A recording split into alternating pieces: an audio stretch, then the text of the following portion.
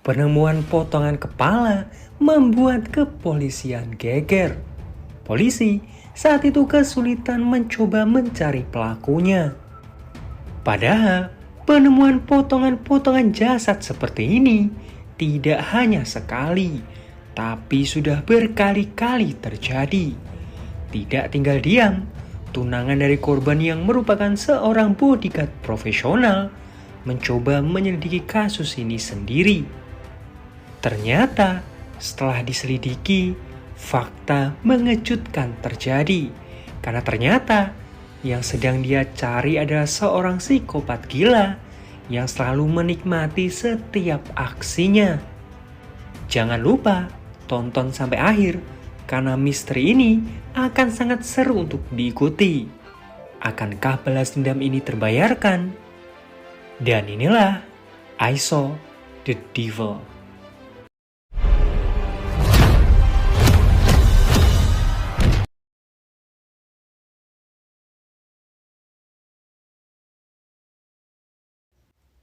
Seorang wanita bernama Joyun berhenti di tengah jalanan yang sepi karena ban mobilnya ini bocor. Joyun yang bingung mencoba menelpon pacarnya yang bernama Kim. Dari kejauhan, seseorang terus menatap ke arah mobilnya. Pria itu mendekati Joyun dan menawarkan bantuan. Joyun sebenarnya sudah bilang bahwa truk derek sebentar lagi akan datang, tapi pria bernama Kyung Chul itu terus memaksanya. Kim yang mendengar lewat telepon mulai mencurigai pria tersebut dan meminta Joyun untuk berhati-hati. Joyun berkata sekali lagi bahwa mobil derek akan segera datang. Pria tersebut hanya tersenyum dan berlalu pergi. Tapi anehnya, mobil milik Kyung Chul tidak kunjung pergi. Tiba-tiba, Kyung Chul datang dengan palu dan langsung menyerang Joyun. Darah berceceran ke seluruh mobil. Joyun yang tidak berdaya pun diseret masuk ke dalam mobilnya. Dalam keadaan setengah sadar, Joyun melihat kaki dan tangannya yang dirantai. Lalu Kyung Chul dengan santainya memilih pisau. Joyun hanya bisa memohon agar dia ini dilepaskan karena saat ini dirinya sedang hamil. Tapi Kyung Chul malah kegirangan dan langsung memotongnya beberapa bagian. Cincin di jari Joyun terjatuh. Potongan-potongan itu pun dimasukkan ke kantong kresek. Esok harinya, seorang anak menemukan kantong kresek. Ketika coba untuk dibuka, isinya ternyata potongan telinga. Polisi mulai datang dan menyusuri TKP. Ayahnya Joyun yang merupakan seorang detektif juga terlihat di sana. Kim yang mendapatkan kabar tersebut juga datang ke TKP. Salah seorang polisi lalu melapor bahwa dia melihat sesuatu di sungai. Saat coba untuk didekati, ternyata itu adalah potongan kepala. Semua orang jadi sangat heboh. Potongan itu pun coba untuk diangkat dari sungai. Para awak media terus berusaha untuk mendekat. Ayahnya Joyun masih belum percaya bahwa korban yang ada di sana adalah anaknya sendiri. Ahli forensik kewalahan waktu itu. Bahkan mereka sempat menjatuhkan potongan kepala itu tepat di hadapannya Kim. Kim hanya bisa terdiam, seakan dia masih belum bisa percaya apa yang baru saja dia lihat.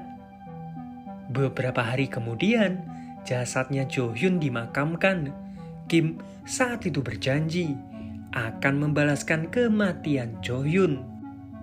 Kim yang merupakan seorang bodyguard profesional meminta izin cuti ke atasannya selama 2 minggu. Dia juga meminta bantuan ke rekannya. Rekannya lalu memberikan sebuah kapsul berisi GPS.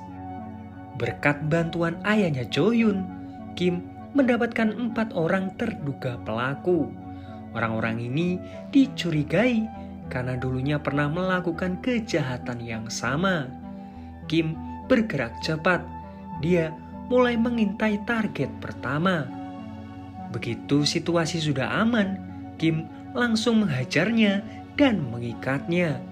Kim menunjukkan foto mobilnya Jo Hyun. Target pertama bilang dia tidak tahu tentang foto itu. Merasa kesal, Kim langsung mengambil kunci Inggris dan menghancurkan burung target pertama. Ketua polisi saat itu menuju ke rumah sakit. Dia bingung karena penjahat yang mereka cari atas kasus pembunuhan 2 bulan yang lalu ditemukan di rumah sakit dengan wajah babak belur dan luka di bagian burungnya. Polisi juga masih bingung siapa orang yang melakukan semua ini. Sementara itu, Kim sedang mengintai target kedua. Target kedua yang saat itu sedang mengantarkan makanan langsung ditabrak dan dipukuli. Tapi ternyata target kedua bukanlah pelakunya. Kim mencoba ke target ketiga, yaitu Kyung Chul. Di tempat berbeda, seorang wanita sedang menunggu bis. Dari kejauhan, mobil milik Kyung Chul terlihat. Mobil itu sempat berhenti, lalu berbelok ke arah wanita itu. Kyung Chul menawari tumpangan karena hari sudah malam. Tapi wanita itu terus menolak. Kyung Chul lalu bilang bahwa di jam segini bis sudah tidak ada yang lewat. Akhirnya wanita itu pun mau. Kyung Chul terlihat kebingungan mencari sesuatu di kursi belakang. Dia lalu berhenti. Sebuah pipa besi ada di tangannya. Wanita itu pun ketakutan, tapi Kyung Chul langsung memukulnya. Dan seperti biasa, Kyung Chul mulai membelahnya. Esok harinya, Kim pergi ke rumah orang tuanya Kyung Chul. Agar orang tuanya tidak curiga, Kim mengaku dari perusahaan asuransi. Ayahnya Kyung Chul ini bilang bahwa Kyung Chul pergi dari rumah bertahun-tahun yang lalu. Bahkan, dia juga meninggalkan putranya. Kim mencoba bertanya ke putranya Kyung Chul. Nah, dari situlah Kim ini pergi ke suatu bangunan. Bangunan ini aneh karena semua dindingnya ditutupi plastik. Kim mencoba menyisir tempat tersebut. Dia bahkan membuka isi brankas, tapi isinya hanya barang-barang wanita. Tiba-tiba, Kim mendengar suara pintu terbuka. Kim mencoba melihatnya. Ternyata ada sebuah ruangan rahasia di dalamnya. Bercak darah di mana-mana. Kim lalu melihat sesuatu. Saat coba untuk diambil, ternyata itu adalah cincin milik Jo Hyun. Di tempat berbeda, Kyung Chul sedang menjemput beberapa murid-murid sekolah. Ternyata pekerjaan Kyung Chul adalah supir bis sekolah. Nah, di sini terlihat sebuah GPS terpasang di mobilnya Kyung Chul. Sementara itu, polisi berusaha mencari Kyung Chul di sekolahnya.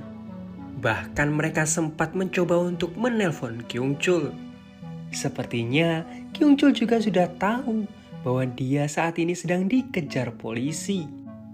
Dia lalu melirik ke belakang. Seorang siswi tertidur di mobilnya. Niat jahat Kyung Chul pun mulai muncul. Siswi tersebut lalu diikat dan dibawa ke sebuah perkebunan. Di sana, dia mulai dikitukan oleh Kyung Chul. Di luar, seorang pria berjaket hitam datang ke perkebunan tersebut. Kyung Chul yang lagi enak-enaknya mendengar suara seseorang. Dia lalu berhenti dan membekap siswi tersebut. Sebuah celurit diraihnya. Perlahan, dia mulai mencari sumber suara tersebut. Ternyata orang yang memanggilnya tadi adalah Kim. Kyung Chul malah semakin sombong. Jika datang seorang diri menghadapinya, sama saja dengan cari mati. Dia lalu berlari menyerang Kim. Meskipun dengan tangan kosong, Kim bisa dengan mudah menghadapi Kyung Chul. Merasa terpojok, Kyung Chul mengeluarkan pisau di sakunya. Kim dengan cepat mengambil plastik yang ada di hadapannya. Dia langsung membekap Kyung Chul sampai dia tidak berdaya. Melihat batu besar di sebelahnya, Kim langsung menghantamkan kepala Kyung Chul berkali-kali. Tapi saat akan membunuhnya, Kim malah berhenti. Dia mencoba untuk menenangkan dirinya. Kapsul berisi GPS lalu dimasukkan ke tubuhnya Kyung Chul. Sebelum pergi, Kim mematahkan tangannya Kyung Chul terlebih dahulu.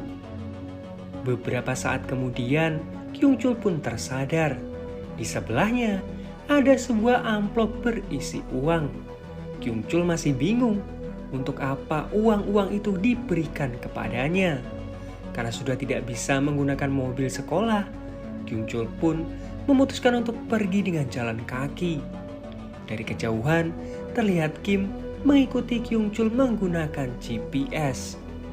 Sementara Kyung Chul mencoba untuk mencari tumpangan. Sebuah taksi lalu berhenti. Seorang sopir menawarkan tumpangan ke Kyung Chul. Tapi di dalam terlihat ada satu orang lainnya. Kyung Chul lalu melihat identitas supir taksi tersebut yang ternyata beda dengan yang ada di sebelahnya. Jadi yang ada di sebelahnya ternyata seorang perampok yang juga berniat untuk merampok Kyung Chul waktu itu. Tapi karena dasarnya Kyung Chul ini psycho, dia malah kegirangan karena ada korban yang bisa dia buat melampiaskan kekesalannya. Dua orang tersebut pun ditusuk membabi buta oleh Kyung Chul sampai mobilnya mengalami kecelakaan. Kyung Chul lalu membuka bagasi. Ternyata di dalamnya ada jasad supir taksi yang asli.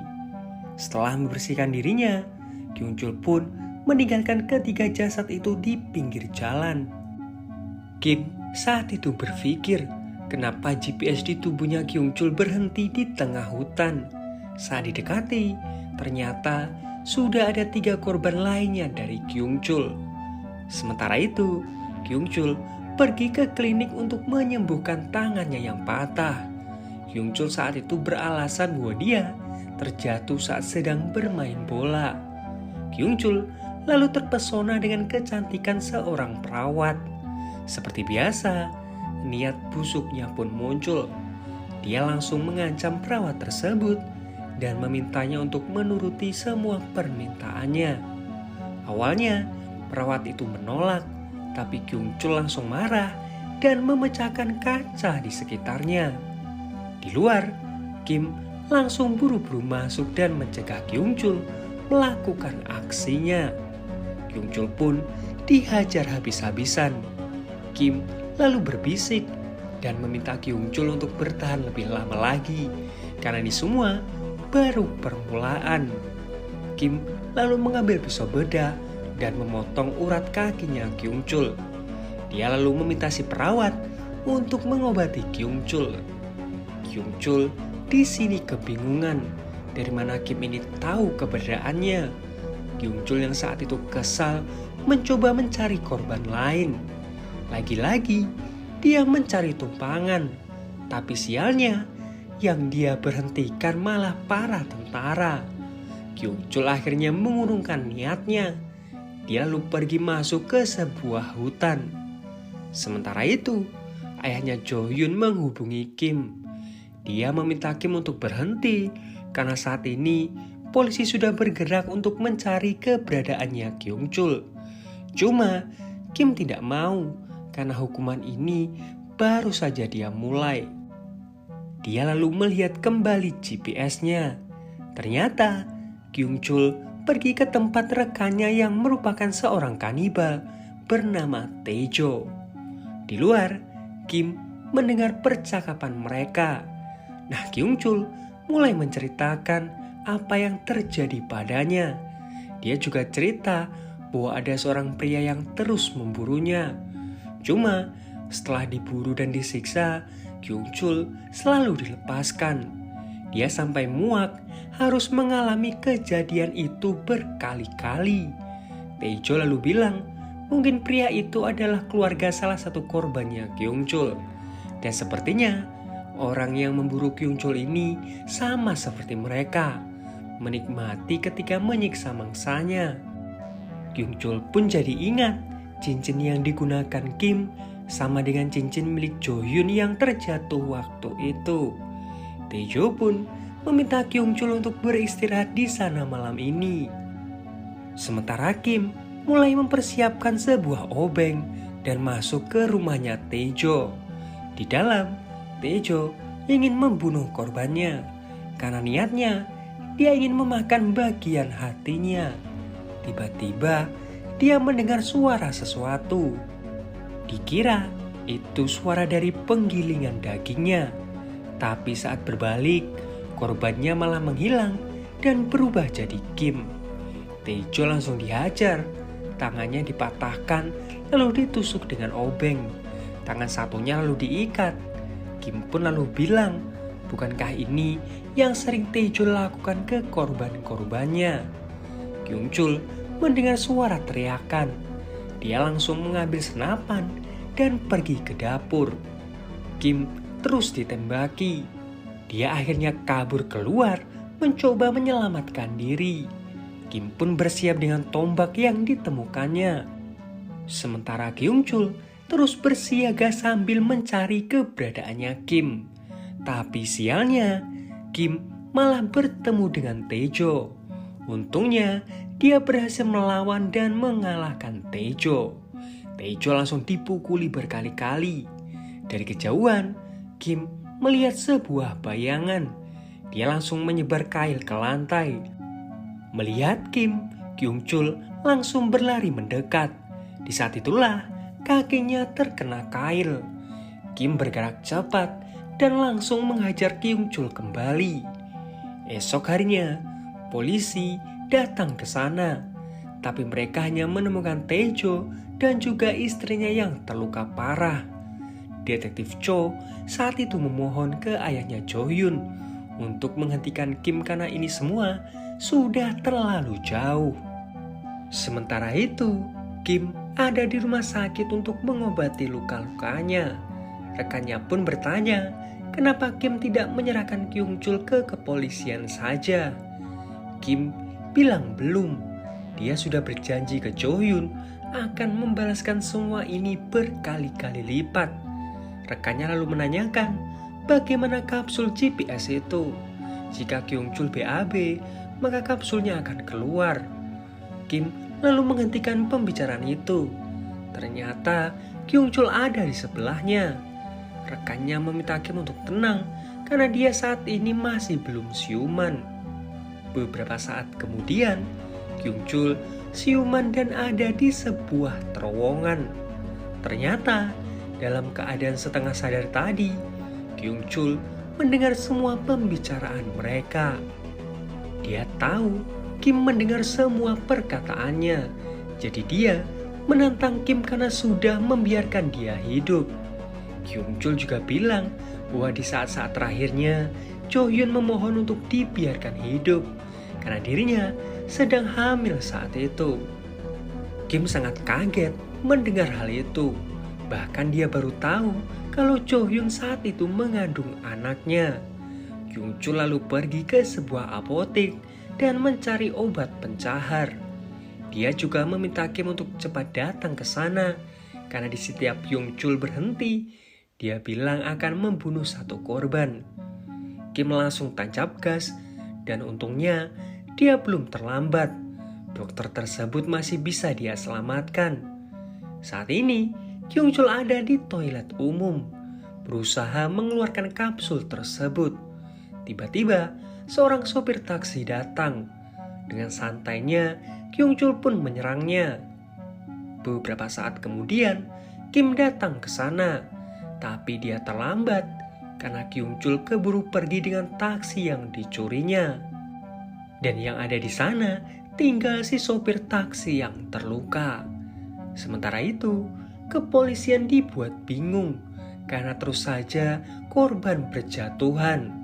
Tiba-tiba, Detektif Cho mendapatkan kabar bahwa Kyung Chul baru saja menelpon dan bilang akan menyerahkan diri. Cuma, dia akan melakukan sesuatu terlebih dahulu. Di saat yang sama, Kim pergi ke rumah sakit untuk menemui Taejo. Taejo lalu bilang dia hafal sekali sifatnya Kyung Chul. Mungkin saat ini dia akan membunuh keluarganya Jo Hyun untuk membalas apa yang Kim lakukan padanya. Setelah itu, dia akan menyerahkan diri ke polisi agar Kim tidak bisa membalasnya kali ini. Toh meskipun ditangkap, Kyung Chul sudah bisa menikmati korban-korbannya. Jadi mungkin tidak akan ada penyesalan untuknya. Mendengar perkataan itu, membuat Kim ini sangat kesal. Dia langsung mematahkan mulutnya Taejo. Kim langsung pergi menuju ke rumah ayahnya Jo-hyun. Dia berusaha menelpon ayahnya Jo-hyun. Tapi saat itu ada seorang pengantar paket yang datang. Tapi ketika pagarnya dibuka, ternyata itu adalah Kyung Chul. Sementara Kim yang bingung mencoba meminta bantuan dari Detektif Cho. Detektif Cho meminta timnya untuk putar balik. Setelah menikam ayahnya Jo-hyun, dia masih santai memakan makanan yang ada di sana. Suara bel tiba-tiba berbunyi.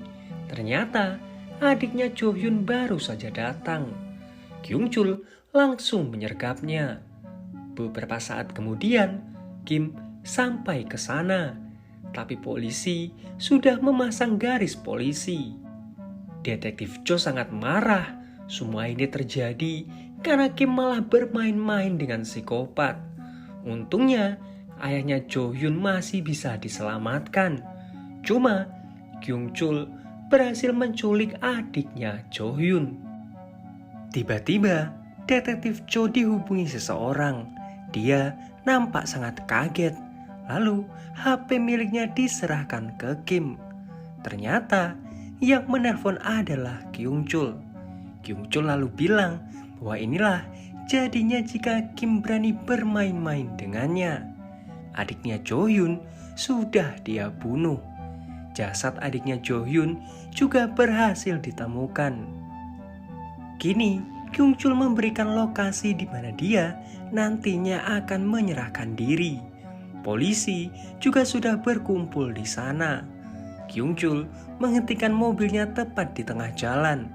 Dia lalu memberikan isyarat kepada polisi bahwa dia sudah menyerah. Cuma polisi masih siaga karena di saat itu Kyung Chul memegang sebuah pisau. Tiba-tiba Kim datang dan langsung merusak pintu mobilnya. Detektif Cho yang melihatnya langsung memerintahkan semua timnya untuk menangkap Kyung Chul terlebih dahulu. Kim tancap gas. Dia langsung memaksa Kyung Chul masuk ke mobilnya. Mobil itu dibawa ke rumahnya Kyung Chul, di mana semua ini bermula. Kyung Chul masih bisa cengengesan, padahal dia sudah diikat di alat pancung miliknya. Kim bilang dia sudah sangat meremehkan Kyung Chul. Jadi sekarang dia akan bersungguh-sungguh. Kyung Chul terus memohon agar Kim membunuhnya saja. Merasa risih, Kim langsung menancapkan obeng ke pipinya Kyung Chul. Dia juga bilang bahwa Kyung Chul belum saatnya mati. Dia harus merasakan rasa sakit yang teramat dalam. Sampai tubuhnya ini gemetaran dan tidak kuat menanggung semuanya. Itulah balas dendam paling sempurna. Kyung Chul terus memohon agar dia ini dilepaskan. Sambil menangis, dia bilang akan membayar semua dosa-dosanya. Awalnya, Kim mulai merasa kasihan, tapi ternyata Kyung Chul hanya membodohinya. Kyung Chul bilang bahwa di permainan ini dialah yang menang. Sambil tersenyum, dia bilang bahwa dia sudah merenggut orang-orang yang paling Kim sayang. Kim sangat jenius. Sebelum pergi, dia mengaitkan tali pancung tersebut ke pintu serta mulutnya Kyung Chul. Jadi ada dua pilihan. Jika Kyung Chul sudah tidak sanggup menggigit talinya, maka pisau pancung tersebut akan turun. Atau satu hal lagi, jika ada orang yang memaksa membuka pintunya, maka pisau pancung tersebut juga akan turun. Kim dengan santainya pergi. Nah, yang lebih jeniusnya lagi, keluarga Kyung Chul ternyata diminta datang ke sana oleh Kim. Mereka berusaha membuka pintunya. Terdengar suara anaknya Kyung Chul memanggil. Kyung Chul berusaha berteriak agar mereka berhenti untuk masuk. Tapi orang tuanya Kyung Chul terus memaksa masuk. Kyung Chul tidak kuat menahan talinya.